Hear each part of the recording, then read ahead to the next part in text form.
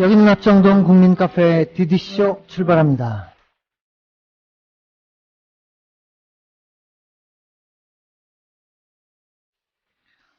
지난주 내내 날씨가 너무 추워서 날씨 관련해서 인터넷을 좀 살펴보다 보니까 요즘 핫하다는 그 아이슬란드의 날씨를 뛰어넘는 추위까지 갔었다는 얘기도 있더군요.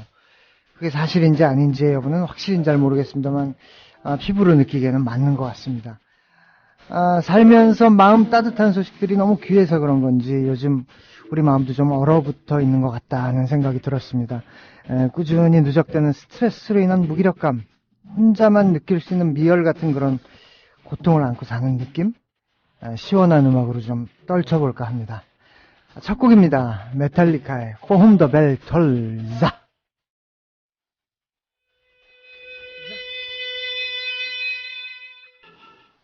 네, 메탈리카의 For Whom the Bell Tolls 이 오리지널 버전은 아니었고 영화에 들어갔던 OST 중에서 일렉트로닉 버전이었네요.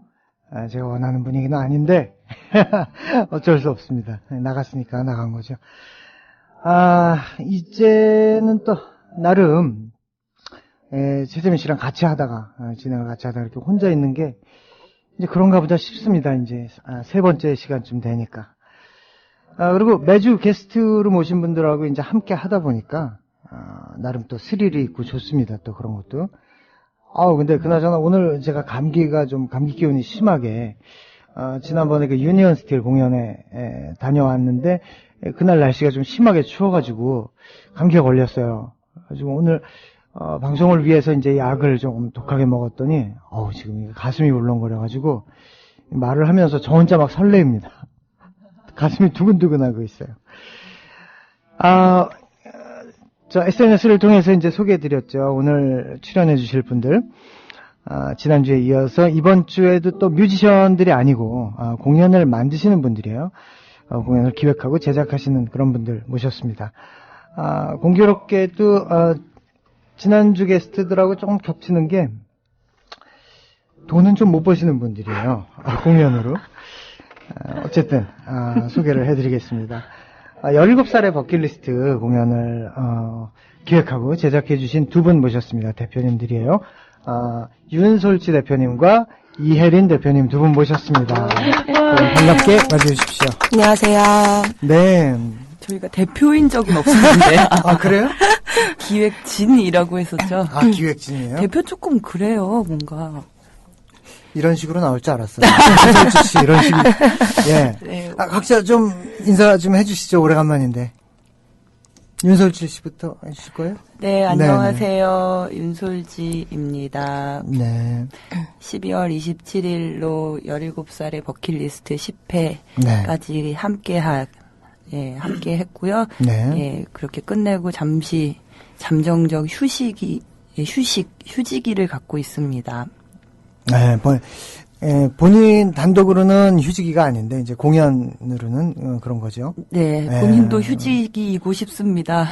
싶은 거죠. 예. 네. 이혜린 씨 또 인사해 주시죠. 안녕하세요. 이혜린입니다. 네. 네, 17살의 버킷리스트 공연 끝나고, 네. 잠시 지금 또, 윤솔지 씨와 같이 휴식기를 가지고 있고요. 조만간 또 언제 어떤 것을 가지고 다시 나올지 모르겠지만, 네. 우리 방학시켰다. 그렇죠. 네. 그런 식으로, 뭔가를 또 언제 들고 나올지 모를, 그런 기대감을 주고 있는 윤솔지 이혜린입니다. 사실 이혜린 님이 별명이 있어요. 어떤 별명이 있어요?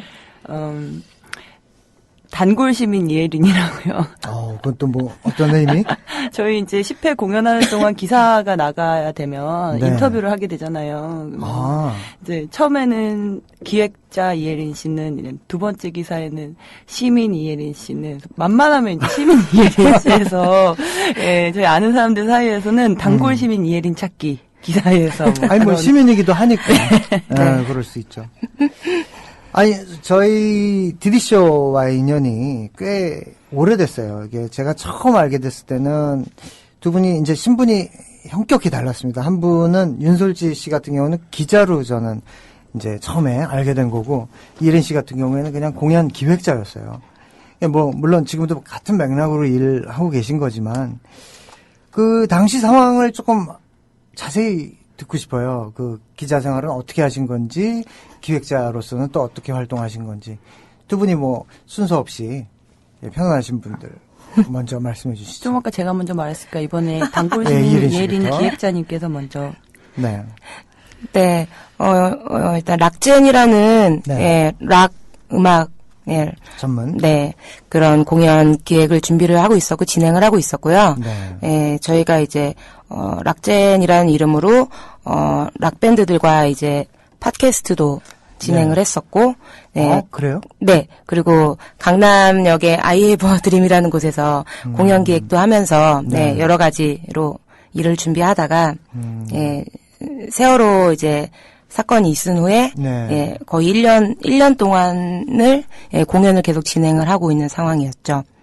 네. 아, 그럼 1년 정도 기획자로서 활동하셨던 네, 거예요? 그 전에, 그러니까 하고 있다가, 네. 세월호 관련해서는 이제 1년 정도. 주로 어떤 뮤지션들을 다루셨나요? 락밴드죠. 주로 홍대에서 활동하고 있는 락밴드과 같이 공연을 했었습니다. 그들을 강남역에 있는 I Have a Dream으로 진출시킨. 네, 강남으로 진출시킨. 강남으로 진출시킨. 네. 성과를 본 팀들이 좀 있나요? 그렇죠. 그래요? 네.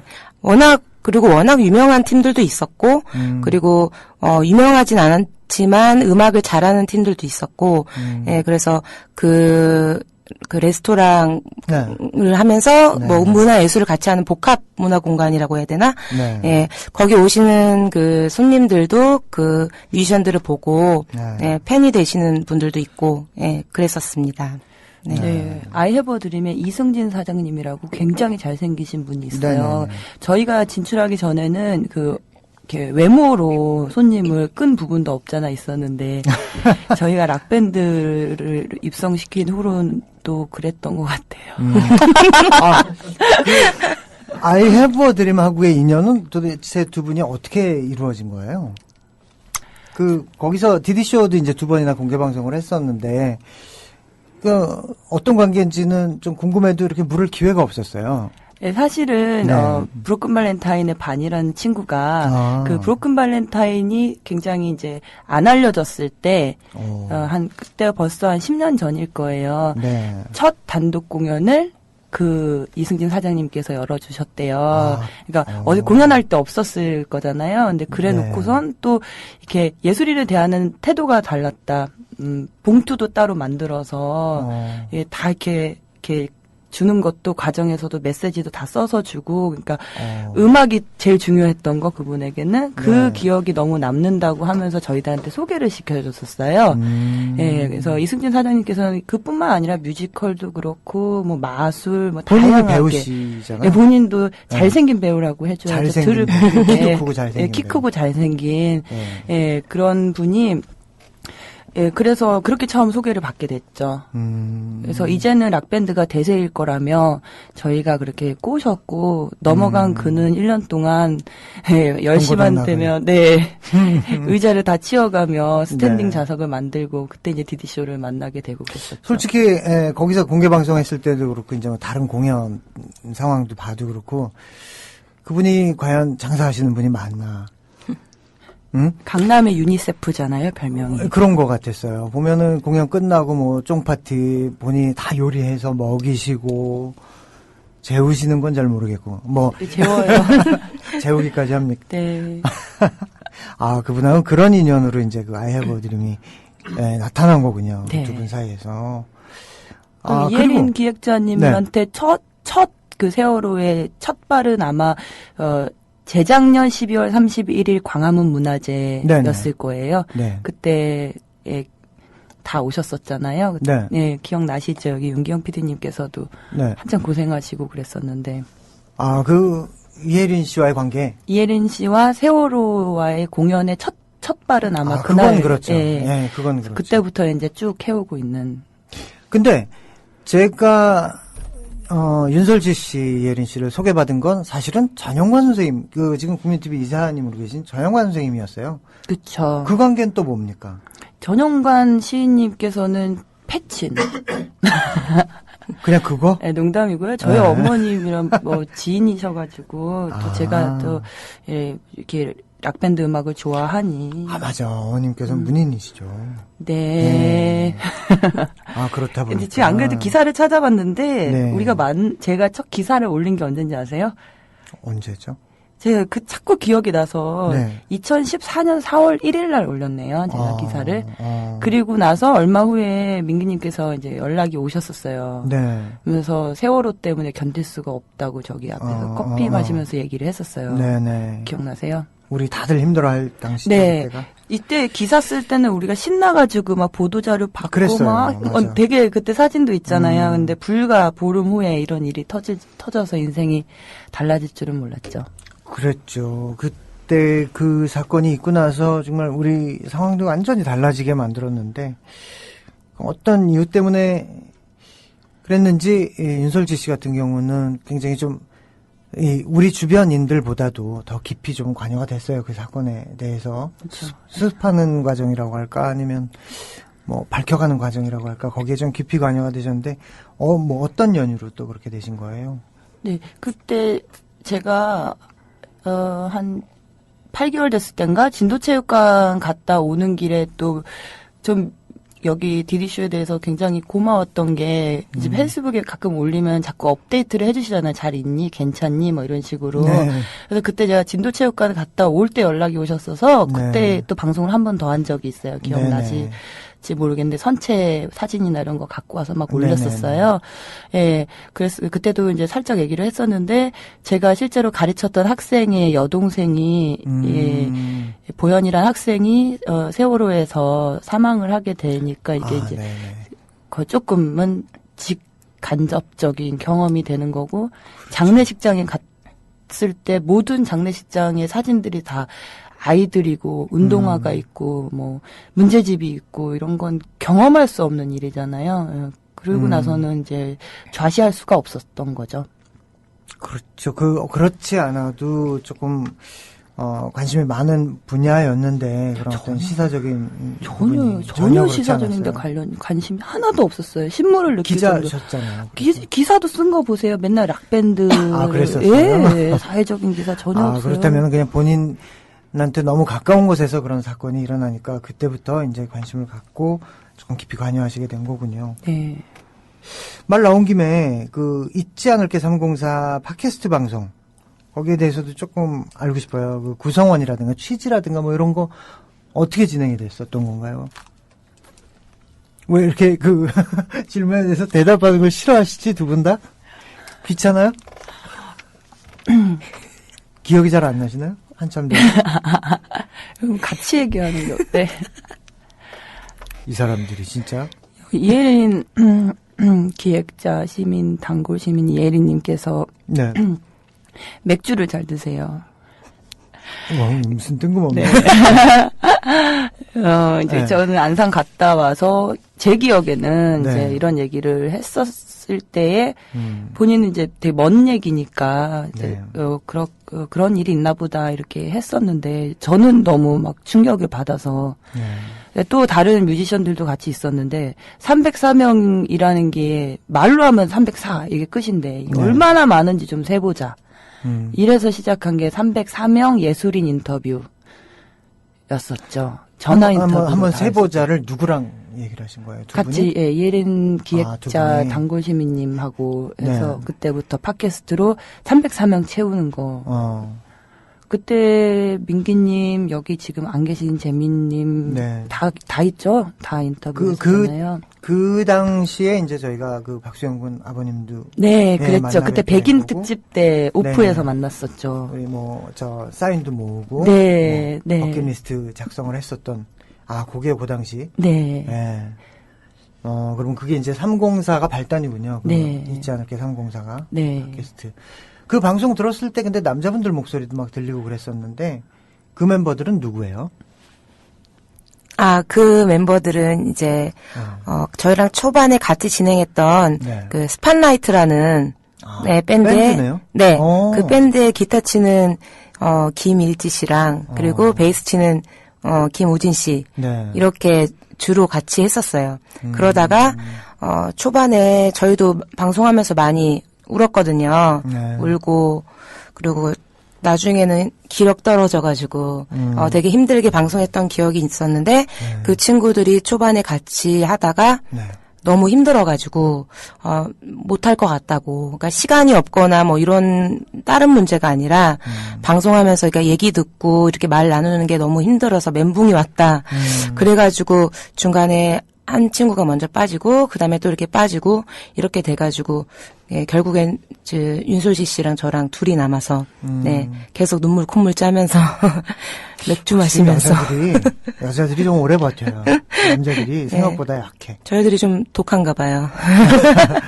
아니, 저희들이 아니라, 여자분들이 지구력이 좋아요, 보면. 네. 예, 확실히 그런 것 같아요. 그게 컸어요. 처음에 충격이 가시지 않은 열흘 됐을 땐가? 그때 이제 저는 그 보현이 엄마랑 통화가, 그때 우린 세월호 유가족하고 전혀 그게 안 닿았었잖아요. 네. 언론만 듣고 있었는데, 그렇죠. 그 보현 엄마랑 통화를 했는데 그 어머니께서 이제 아이들의 상태라든지 어떻게 수습되는가에 대해서 자세히 얘기해 주시는 거를 그 친구들이 들었어요. 네. 그러니까 좀 너무 잔인하리만큼 아이고. 그런 걸 들으니까 이제 우리 청소년 아이들에게 그런 모습 상상하니까 그날부터 멘붕이 좀 크게 왔었어요, 그 친구들이. 네. 예, 근데, 제가 지난 방송 때 이제 유니언 스틸 그 기획자분들 모셨을 때, 기획하시는 분들이니까, 아무래도 이제 할 얘기를 더 많이 하고 음악을 조금 줄여야 되겠다 생각을 하고 방송을 했었는데 항의가 들어왔어요. 음악 프로인데 음악이 왜 이렇게 적냐. 그래가지고 지금 얘기하는 중간이지만 음악을 좀 듣고 또 얘기 나누겠습니다. 조동희 씨, 그 17살의 버킷리스트에 출연하셨던 가수분이죠. 조동희 씨의 나의 외로움이 널 부를 때 듣고 또 얘기 나누겠습니다.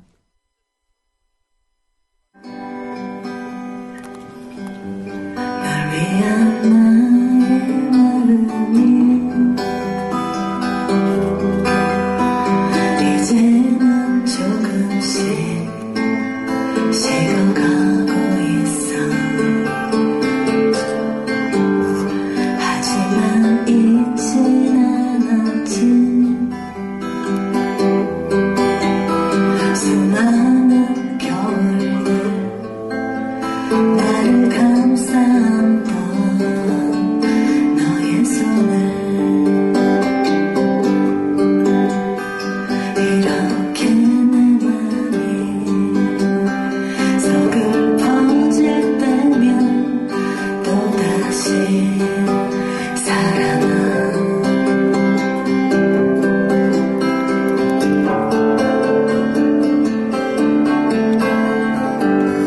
그늘진 너의 얼굴이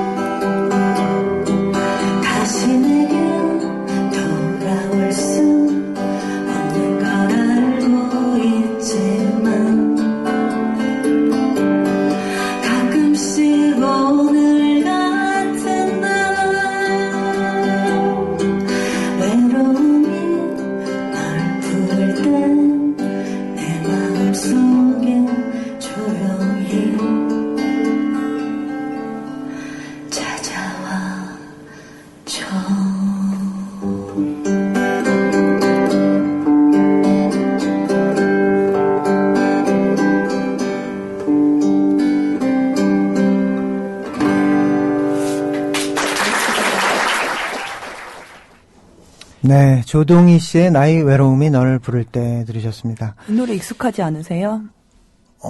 근데 이런 종류의 음악은 나 익숙하죠, 왠지.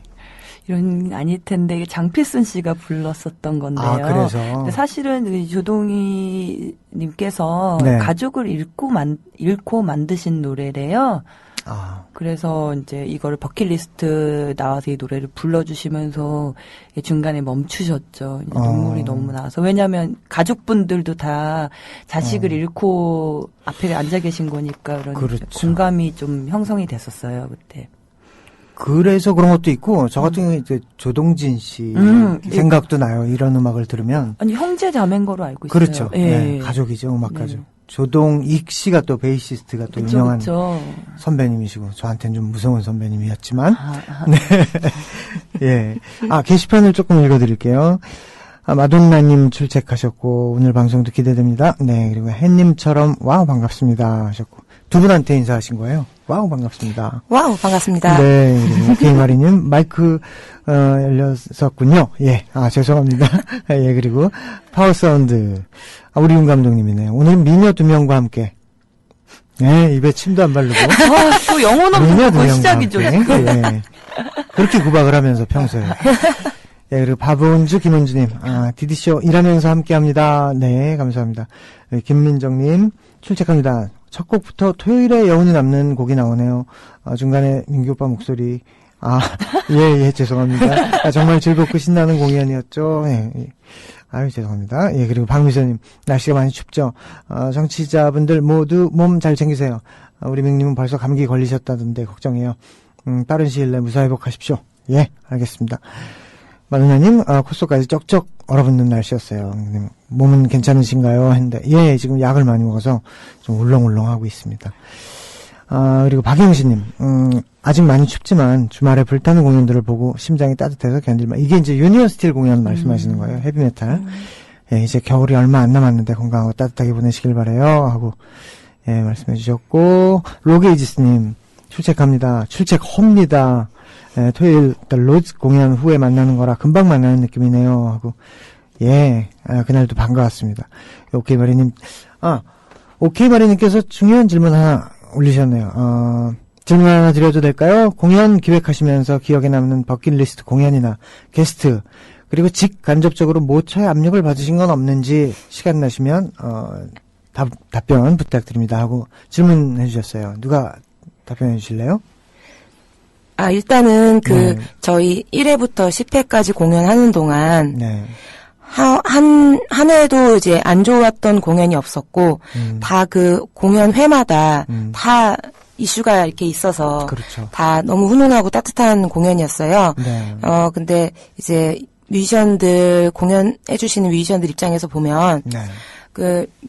다 이게 락이니까 신나고, 막 사람들 기분 좋게 하는 그런 음악들이잖아요. 네.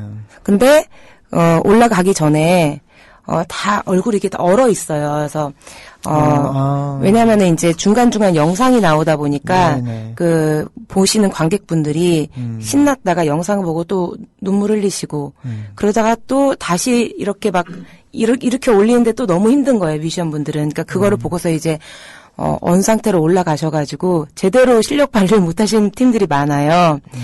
근데 그 팀마다 해주시는 그 멘트 하나하나가 되게 따뜻하고, 너무 훈훈하고, 진심이니까. 네, 거기 오시는 그 유가족 부모님들 마음을 너무 따뜻하게 해주셔가지고, 그런 것들 기억이 남고, 그리고 중간중간 노래하다가 보컬들이 이제 우느라고 노래를 못하고, 고음 부분에서 막 울다가 이제 목이 이제 쉬니까 안 올라가고 막 삑사리 나고 그런 부분조차 이제 너무 아름다운 것들 네. 그런 게 있었던 것 같아요. 그리고 일단 그 시민분들 저희가 이제 좌석 공연을 많이 했었거든요. 네. 근데 보통 끝나면은 저희가 스태프들이 의자를 이렇게 분주하게 치우는데 그냥 오신 그 관객분들이 갑자기 다 오셔가지고 의자를 다 같이 치워주시는 거예요.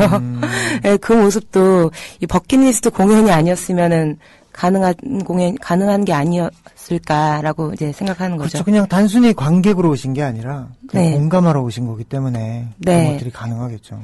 네. 아, 그리고 뭐 외압 같은 거 있었나요? 우리가 외압 같은 거가 있었죠. 있었어요? 좀 뭐 비슷한 게 있긴 있었죠. 저도 외압을 하나 보긴 봤어요. 어떤 거요? 그 롤링홀에서 공연을 했었잖아요. 네. 그 앞에 유료 주차장이 있는데 뮤지션들이 거기다 차를 많이 대면은 차를 더 바짝 붙이거나 절로 빼거나 하면 한 달라도 더 낼 수 있다고 네. 그 앞에서 굉장히 외압을 주시더라고요. 맞아요. 거기 조금 예, 갑질을 좀 하시더라고요. 네, 근데 진짜 17살의 버킷리스트 공연이 있을 때는 그 주차장 아저씨도 조금 동참해 주셨으면 좋겠어요. 공연이 그냥 보통 공연 아니잖아요. 예, 3만 원 버시겠다고 네. 그렇게 매번 공연 때마다 티켓 부스 자리에 그렇게 차를 그렇게 걸쳐 놓으시고 네.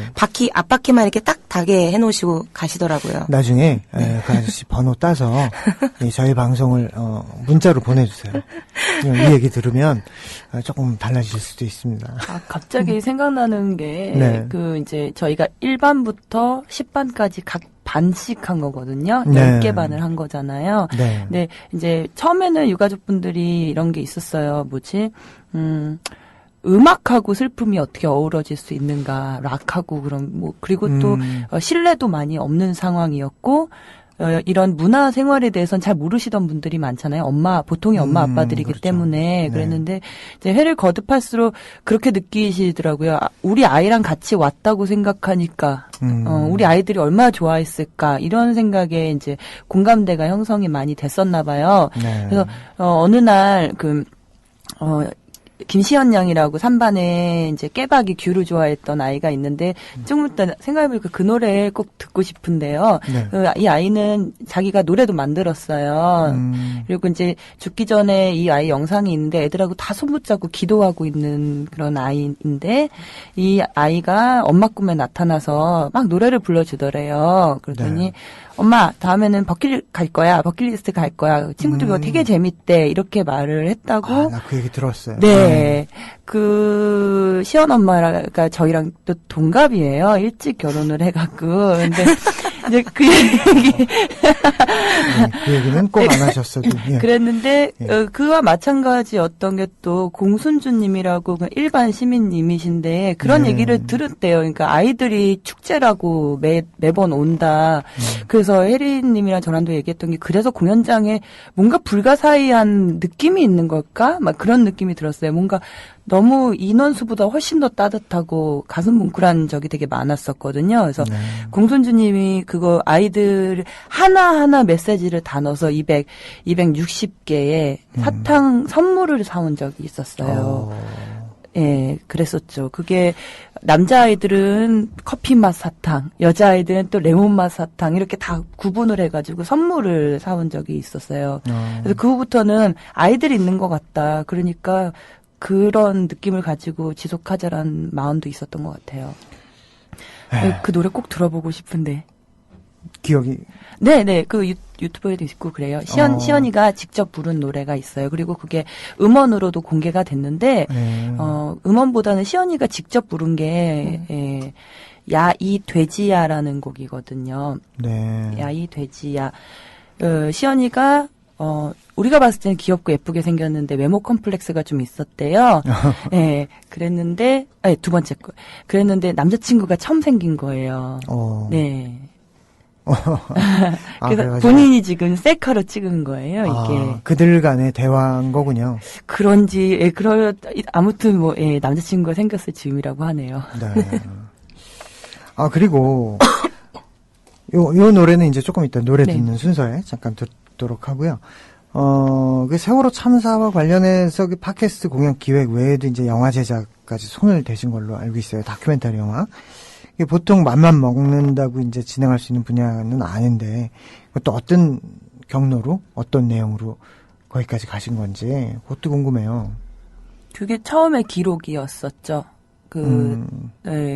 ADHD 단원 중 2학년 때 만들어진 8명의 멤버 중에서. 그러면 그 박수현 군의 아버님하고 처음에 만났을 그 당시에 만들어진 영상부터 시작인가요? 아니요. 시작은 그 ADHD 다른 학교로 진학했기 때문에 살아남은 3명의 아이들이 친구들 5명은 단원고로 진학해서 모두 사망했어요. 그래서 네. 그 친구들의 꿈을 이뤄주겠다. 음. 예, 그렇게가 시작이었죠. 수영군 아버지는 버킷리스트에 ADHD 공연 20회 하기가 뭔지 모르셨어요. 왜냐면은 친구들이 다 없기 때문에 그 ADHD가 밴드 이름인 것도 모르셨어요. 네. 나중에 이제 친구들이 말해줘서 시작이 된 거였죠. 그 팔로업 하는 그때 당시에 이제 뮤지션들이 많이 도와줬잖아요. 강물새님이 하고 또 누구지? 가시 보컬님, 최진우님하고 또 브로큰 발렌타인 반, 게이트 플라워즈의 박근홍님 이렇게 다 그 빈자리를 채워주셨죠. 그러니까 3명이니까 5명의 자리가 비잖아요. 그 네. 자리를 채워줬고 첫 공연에 헤드라이너를 ADHD가 하게 됐었어요. 그러면 올해부터는 이제 그들이 또 그쵸. 움직일 대학생이 수 있죠? 됐으니까. 네. 네. 그동안에 이제 선배들한테 맡겼다가 네, 선배들한테 이제 다시 맡겼어요. 이제 자기들이 자기 역할을 하게 되는 거군요. 네. 예. 그리고 요거는 이제 저희 순서상 또 항상 짚고 넘어가야 되는 여러분들한테 협찬처를 일단 먼저 좀 소개를 시켜드릴게요. 나이스 음향 세턴 뮤직 그리고 카파렐리 기타에서 협찬 도와주고 계십니다. 카파렐리 기타에서 우크렐레 퀴즈 맞춰주시면은 선물로 드리는데요. 오늘의 문제는 역시 오늘 그 게스트 분들과 관계가 있는 문제입니다. 17살의 버킷리스트의 공연 시간이 좀 특이합니다.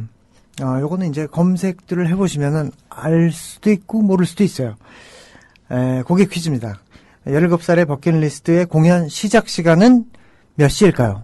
요게 문제입니다. 요거, 답을 게시판에 올려주시면. 보기하는 거 보기 어때요? 없어요. 보기 없어요. 주관식입니다, 무조건. 요 답, 게시판에 올려주시면 저희가 또, 수령지 보낼 수 있는 그 네임카드 올려드리겠습니다. 그리고 저희 출연자분들께서 추첨해 주실 거예요. 예, 그리고 다음 질문은, 광화문 세월호 광장에서 이제 그 정말 추운 날 있었던 그 락 페스티벌 개최하셨던 적이 있는데, 그 공연은 두 분이 단독으로 진행한 게 아닌 걸로 제가 알고 있어요. 그 주로 어떤 분들 혹은 어떤 단체들과 공조해서 만든 공연인지 일단 그거부터 좀 말씀을 해주시죠. 아닌가요? 단독으로 하신 거? 아니요, 단독은 아니고요. 예, 굉장히 여러분들의 좀 힘이 합쳐졌었던 걸로 제가 기억을 합니다. 그쵸. 네. 어떻게 됐냐면, 네. 그게 그게 일일이. 어떻게 됐냐면, 네.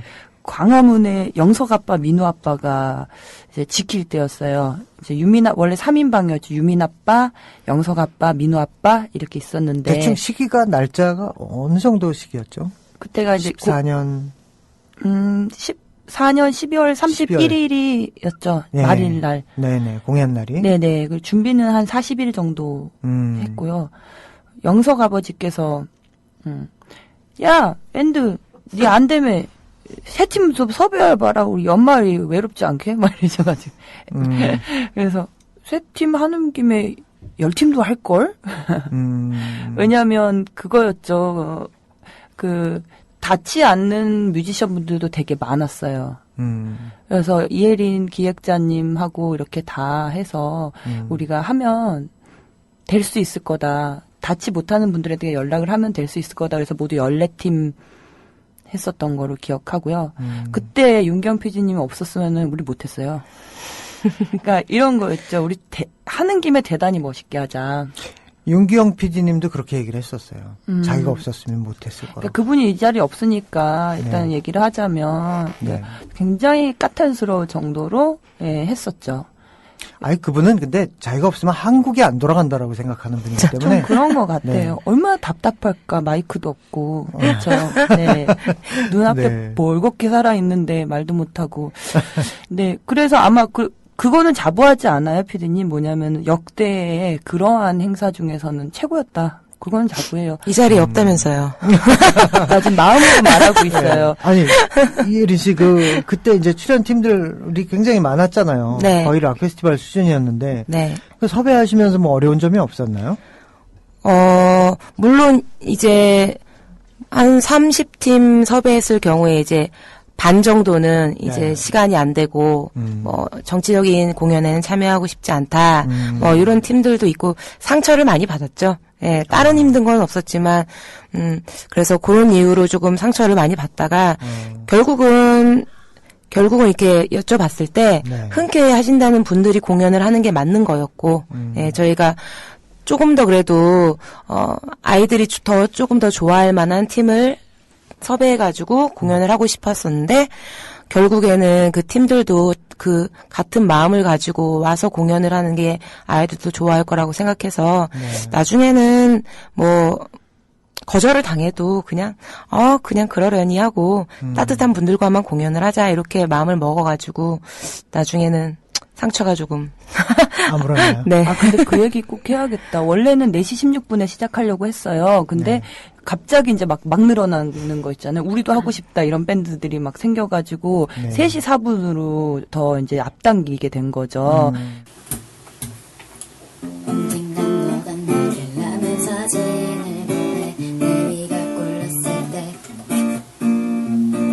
그래서 내가 되지라 했더니 네가 날 찾아먹인 게 눈 뜨자마자 기타 붙잡고 시작하게 된 걸 그래도 마침에 일어났어 이런 걸 쓰는 것도 너라서 기분이 나쁘지는 않아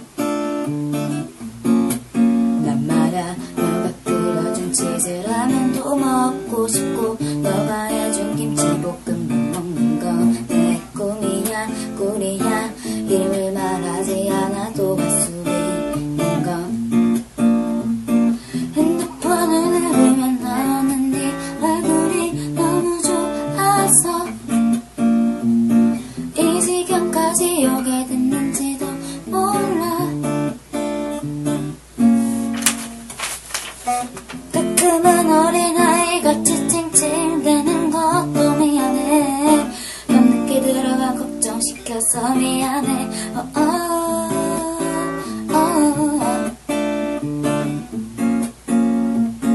너의 얼굴을 볼 수 없어도 작은 손가락 눈입 몇 번으로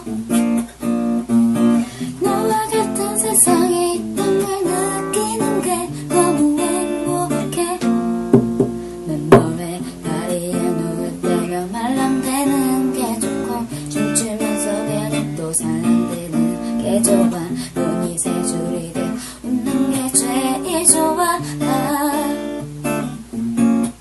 나겐 너 하나뿐인 걸 너 때문에 아파하는 걸 잠 깨고 뭐고 진짜로 난 너 하나뿐인 걸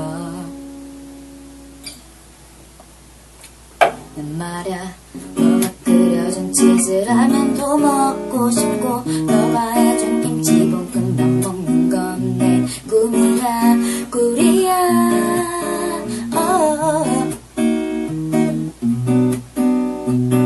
핸드폰을 누르면 나오는 네 얼굴이 너무 좋아서 이 지경까지 오게 됐는지도 몰라 아침에 일어나서 볼륨 닫을 때까지 이 노래 만든 거 후회 없음 좋겠어 그러니까 이제 나 차가 시키지 마이 돼지야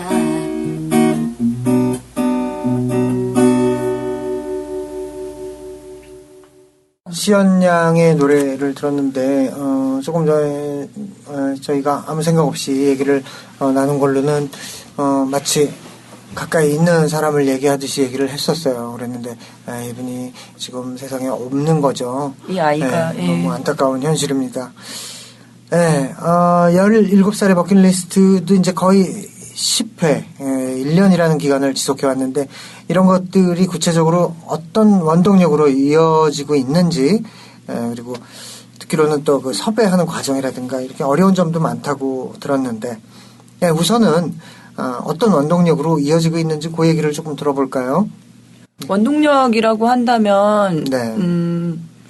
그 기획진이라고 우리가 부르기로 했었죠. 그냥 광화문에서 만났거나 아니면 대표가 아니고 네, 기획진 저희가 대표라는 말을 오늘 듣고 되게 어색해서요. 대표라는 마음으로 그러니까 모두가 대표라는 마음으로 있었지만 대표는 없었다고 보거든요. 네. 각자가 잘할 수 있는 것을 최선을 다해서 했다고 봐야죠. 네. 그 공연장을 상상을 하시면 티켓 부스에 앉아 계신 분들부터 시작해서 네. 공연장에 내려가면 리본 나눔을 하시는 분들 다 며칠 밤새가면서 리본 준비해 오시고 그런 거였거든요. 그리고 네.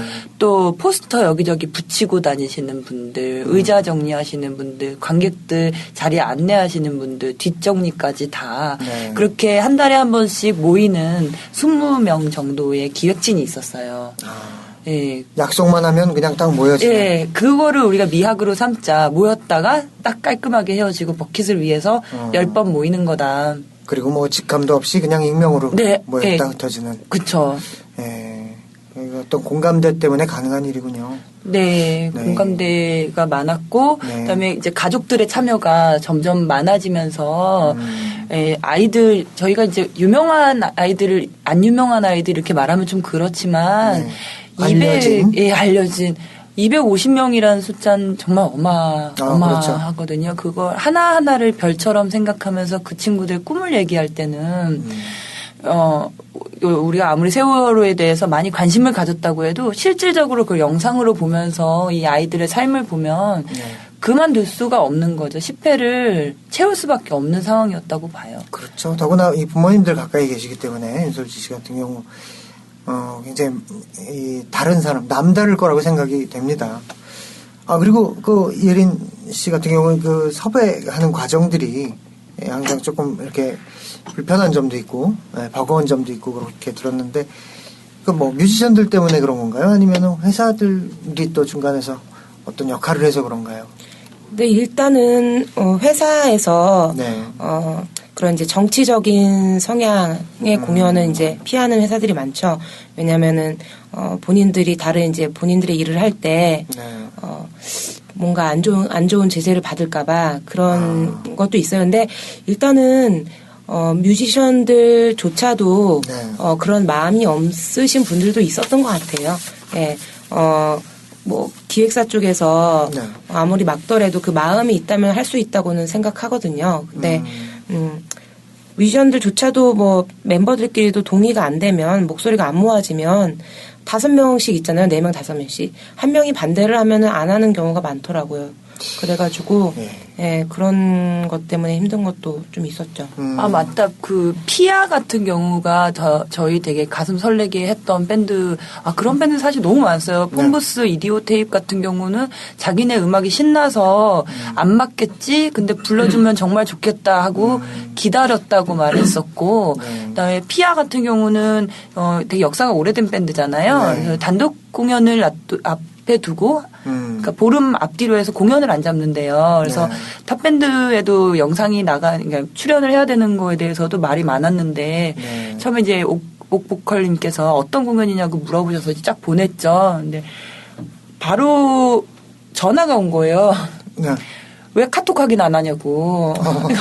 5분 있었나? 화를 버럭 내면서. 네, 그래서 확인할게요 하고 끊었는데 네. 딱 보니까 거기에 그렇게 써 있는 거예요. 자기네들 밴드 역사상 단번에 주저없이 만장일치로 공연에 동의한 건 처음이었다. 심지어 그 다다음 한 3일 후가 단독 공연이었어요. 예, 그리고 이 공연이 어떠한 취지로 되는 거냐고 물어봤다라는 자신이 죄송하다고. 예, 그래서 정작 또 그날 진짜 좀 많이 우셨죠. 예, 중간에. 네, 북서풍이라는 이제 추모곡을 만드셨었더라고요. 그래서 의외인데요. 예, 그들의 이미지는 굉장히 냉소적인데. 네, 그니까요. 예, 그래서 이제 감동적이었죠. 그렇다면은 10번의 공연을 통해서 가장 남는 횟수나 뮤지션에 속하겠어요, 또 그분들이. 그쵸.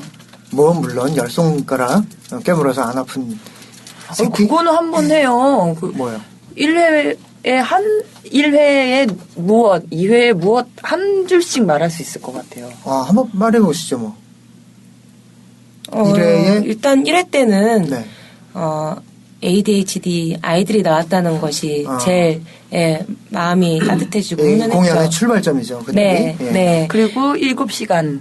네, 7시간 동안. 그때 1회 때는 저희가 스탠딩이었거든요. 네. 근데 7시간. 네. 네, 그 롤링홀이 꽉 찰 정도로 550명 정도가 아무튼 들어갔었어요. 그래서 좌석을 할 수도 없는 상황이었고, 그래서 7시간 동안을 다들 아무도 안 나가시고 서 계셨었던 기억이 있어요. 7시간 동안을 아무도 안 움직일 수 있는 시간이죠. 네. 네. 보통. 그래서 아이들과 그리고 아이들 멤버가 다 없기 때문에 보컬이나 기타 쪽 이렇게 팀들이 와가지고 합주실에서 공연 전에 같이 합주해서 연습도 하고 네, 그래서 그 형님들과 같이 했던 그 시간이 아이들도 지금 가장 많이 기억에 남을 것 같아요. 2회는 3반이었는데 3반은 지금 현재 단원고 그 10개 반 중에서 7반 이지혜 선생님하고 3반의 김초원 선생님만 기간제 교사라는 이유로 순직 인정을 받지 못했어요. 근데 그 김초원 선생님 아버님께서 그 3반에 생존한 아이들하고 관객으로 오셨어요. 네. 또 그런 의미가. 그렇죠. 예. 그 다음이 5반. 네. 전인권 선생님이 오셔서. 네. 전인권 선생님이 오셔서 원래는 셀리스트를 우리가 미리 받아놨었어요. 근데 사전에 유가족분들하고 대화 나누시고서는 공연 전까지 셀리스트를 5번인가 바꾸셨어요. 그래서 원래는 한 40분 하시려고 했었는데 그만하셔도 될 텐데 할 정도로 1시간 반 가량 노래하셨죠. 원래 그러시죠 좀. 원래 그러고 저희 디디쇼 출연하셨을 때도 원래 방송 시간보다 끝나고 나서 목도 풀리시고 그래가지고 끝나고 나서의 공연이 더 길고 좋았다는 그런 평가도 있었죠. 또 뭐 6반 6월에 6반이었을 때는 6반에는 동엽이란 아이가 랩을 하면서 죽었거든요. 이제 마지막 영상에서 랩을 하는 게 마지막 영상이에요. 네, 마지막 영상이 세월호 안에서. 그래서 6월 달에는 래퍼 특집으로 해서 MC 스나이퍼 비롯해서 랩으로 갔었죠. 그게 또 그때군요. 네, 그리고 동엽이 아버지가 실제로, 그러니까 동엽이가 그거를 증거로 남기기 위해서 비닐에 싸서 손에 꽉 쥔 채로 나왔어요. 핸드폰을. 그래서 그 핸드폰을 갖고 와서 되게 많이 정말 처참한 기분이었죠. 이 아이의 마지막 순간에 대해서 생각하면. 그거는 뭐 말만 들어도 끔찍합니다, 솔직히 말해서. 네. 7반. 그때는 우리가 페스티벌 시즌이어가지고 네임드가 없어서 어떡하지? 막 아프리카, 럭스 이랬던 것 같은데 그랬는데 가장 따뜻했던 공연 중에 하나였죠. 그렇죠. 아프리카 같은 경우는 굉장히 그렇지 않아도 관심을 많이 갖고 있는 세월호 사건에 대해서 관심 많이 가진 팀이죠. 또 다음이 있다면? 네, 그 다음에 8반 공연 때는 저희가 이제 매번 롤링홀에서 공연을 하다가 8반 때는 프리즘홀에서 공연을 했어요. 그때 좀 대관 스케줄을 잡다가 조금 이렇게 의사소통이 잘 안 돼가지고 급하게 공연 바로 며칠 전에 막 공연 장르 막 바꾸고 티켓 사신 분들한테 다 일일이 전화해가지고 양해 구하고 그렇게 했었는데 그때 이제 시나위랑 폼부스 한음파 이렇게 나왔었는데 그때 이제 특히 기억나는 팀은 이제 폼부스가 이제 아이들을 위한 노래를 만들었더라고요. 바다의 꽃들이라는 세월호 추모곡을 만들었는데 그 부분에서 그 관객들이 많이 우셨었던 기억이 나요. 그렇겠죠, 아무래도. 9반에 우리 또 대단한 나티. 나티. 알포 19.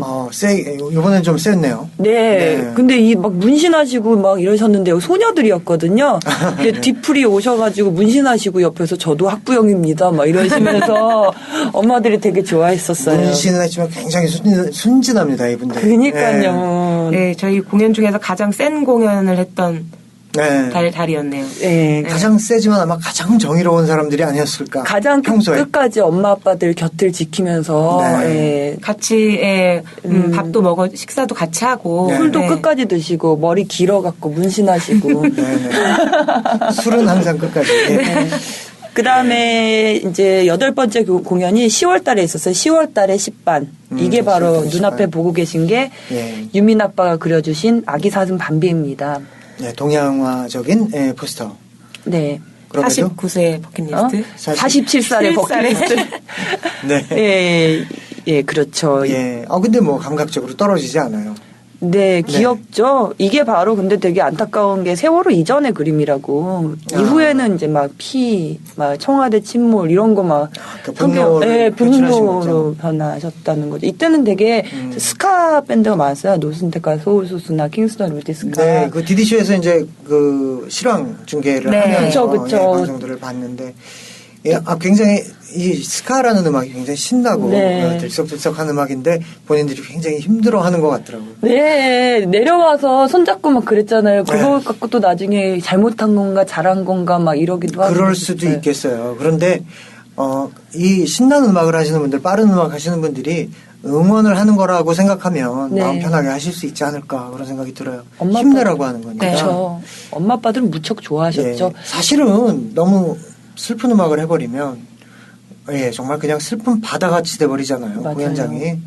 그러니까 조금 들썩들썩 해주시는 것도 나쁘지 않은 것 같아요. 군데군데. 네. 네. 그러니까 그 부모님들이 그냥 아이들처럼 그냥 원래 하던 대로 신나는 음악은 신나는 음악대로 그렇죠. 그냥 정말 그 아이들이 버킷리스트를 와서 17살 버킷리스트를 와서 축제처럼 즐기다 갔다는 그런 생각이 저희들한테 있기 때문에 네. 원래 하던 대로 이렇게 열심히 해주신 모습들이 너무 훈훈했었어요. 네. 근데 저는 그때 느꼈던 건데 그런 음악이 더 눈물 나게 하더라고요. 그러니까 너 울어 하는 것보다는 이거로 인해서 그런 맞아요. 정화작용이 있지 않았을까. 예, 여기에서 네. 우리가 단골 팬인 하프롬 예리 분도 오셨었고요. 예. 예리는 빠지지 않아요. 네. 자, 그다음에 9번째 공연이 2학년 일반 소녀들의 이야기였어요. 이때 이것도 디디쇼에서 중계를 해드렸죠. 그렇죠. 네. 미수습자가 있는 반이죠. 그렇죠. 네. 은화 네. 당연히 예. 봤다. 우리 미수습 공연도 2번 했다. 당신을 기다리고 있어요. 그래서 총 12회 공연을 한 거네요, 우리가. 아예 다른 테마로. 네, 미수습자만을 위한 공연을 별도로 2회 또 했어요. 했군요. 롤링고 사장님께서 저희에게 은혜를 베풀어 주셔서 네. 무료 공연이었습니다. 그런 게 다 원동력이군요. 네. 의지할 수 있는. 그래서 이때 이제 해리 빅 버튼하고 이디오 테이프, 소울 네. 트레인 등이 있었고요. 결국 외국인도 하나 나섰네요. 해리빅 버튼에. 네네, 외국인도 참여를 한. 그리고 이제 마지막 공연 10회가 이제, 피아 등 있었죠. 총 무대 위에 선 사람 수가 300명이 넘더라고요. 숫자를 다 따지면. 네. 네. 네. 네. 팀은 한 57팀 정도, 그러니까 일단 미수습자 공연을 빼고, 네. 57팀이었고, 멤버들 다 합치면 이제 300명이 넘는 아이고. 아름다운 뮤지션들이. 예. 시간이 많지 않아서 궁금한 점을 좀 묻고도 대답을 잘라먹고 다 못 듣게 되는 아쉬움이 좀 있는데요. 양해 바랍니다. 마지막으로 앞으로 있게 될 17살의 버킷리스트 계속되죠. 또 어떻게 진행이 되는 건지도 궁금한데요. 예. 네, 저희가 1회부터 10회까지 17살의 버킷리스트 공연을 진행을 했는데, 네. 1회 때 ADHD 아이들이 이제 공연 무대에 섰었고, 수영군의 버킷리스트에서 시작한 기획된 공연이었기 때문에, 네. 총 20번이잖아요. 네. 그래서 1회 때 아이들이 한 번 참여하고, 남은 이제 19번 공연을 아이들이 지금 이제 대학교 가서 학업에 좀 자유로워진 상황에서, 컴백하나요? 네, 19번을 아마 이어나갈 계획인데, 네. 저희 공연했던 것처럼 한 달에 한 번씩 정해져서 하는 게 아니라, 자연스럽게, 자유롭게, 클럽에서도 할 수도 있고, 그들이 중심이 돼서. 그렇죠. 예, 버스킹으로도 할 수 있고, 그래서 아이들이 지금 곡 선정하고 지금 멤버를 또 구하고 있어요. 네네. 저희 재성이, 기훈이, 재강이 이렇게 3명이었는데, 네. 드럼 치는 재강이가 네. 또 개인적인 사정으로 인해서 활동을 이제 못하게 돼가지고 네네. 아이들이 지금 드럼을 뽑고 있는 중이라고 해요. 드럼. 그러니까요. 네. 예. 민기해요. 진짜 너무 하시면 좋겠다. 좋을 것 같아요. 예. 네. 애들 보통 센 게 아니에요. 그래요? 굉장해요. 밥도 많이 먹고요. 너무 많이 먹어요. 정말 5명이서 삼겹살 먹었는데 32만 원 나왔어요. 근데 제 연배가 네. 그거 할 수 있을지 모르겠습니다. 그렇게 센 음악을. 지금 드럼 스틱을 못 드시는 상황인가요? 그런 건 아니에요. 예. 아이들은 네. 세월호를 아파하시는 분이나 지속적으로 관심 있는 분들이라면은 정말 웰컴이고 또 민기님 같은 좋은 선배님이 함께 해주신다면 네, 되게 멋있을 것 같아요. 사실은 저뿐이 아니고 함께 하고 싶은 지금 드러머를 구하고 있으니까 함께 하고 싶은 드러머들이 굉장히 많을 겁니다. 그래서 마음 같아서는 제 주변에 있는 드러머들이 그 자기 특성에 맞는 곡에 따라서 다 이렇게 참여를 해보는 것도 나쁘지 않겠다. 프로들이. 일이 또 커지는군요. 아니요. 일이 커질 거 없습니다. 그냥 한 무리가 가면 됩니다. 어쨌든 그런 상황이군요. 그렇게 진행이 된다. 네. 그들을 중심으로. 그래도 이제 다른 뮤지션들이 또 참여를 하는 거죠? 아마 그들만 그렇게 단독으로 하는 될 건 수도 아니죠? 있고 단독으로 하게 될 수도 있고 여러 가지 이제 상황이 나올 것 같아요. 알겠습니다. 네. 아무튼 근데 감사드리고 싶은 거는 있어요. 국민TV에서도 계속 와서 네. 도움 주시고 네. 또 DD쇼에서도 계속해서 얘기해 주시고 네. 정말 무한 감사드리고 있어요. 윤경 PD님도 계속 오셔가지고 녹음 따주시고 그래갖고 덕분에 다큐멘터리도 완성할 수 있었잖아요. 네, 그 과정에는 윤경 PD의 힘이 큽니다. 그분이 없으니까 네. 하는 말인데 정말 많은 감사드립니다. DD쇼 진짜 번창해 주셔서 네. 앞으로 이런 좋은 일들 많이 알릴 수 있도록 해주세요. 예, 아무쪼록 세월호 참사의 진상이 좀 조속히 밝혀지길 바람하지 않고요. 관련한 공연이나 영화 등 모든 시도가 좀 절대적인 지지를 얻기 바라고 무사무탈로 진행되기를 바랍니다. 힘 닿는 데까지 돕겠습니다. 오늘은 17살의 버킷리스트를 기획 제작하신 공연 기획팀 두 분, 윤설지, 이혜린 대표 두 분, 대표라고 그러면 싫어하시지만 두 분 모시고 자세한 얘기를 조금 잘라가면서 약간이나마 들어봤습니다.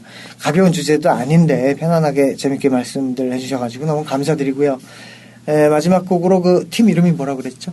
ADHD요. 곡 제목은? 크게 라디오를 켜고. 네, 그거 원래 신화의 곡인데. 네. 학생들이 만든 밴드죠. 그 마지막 곡으로 들으면서 시간 마치도록 하겠습니다. 기술감독 윤기영, 진행의 김민기였습니다. 여러분 안녕히 계십시오.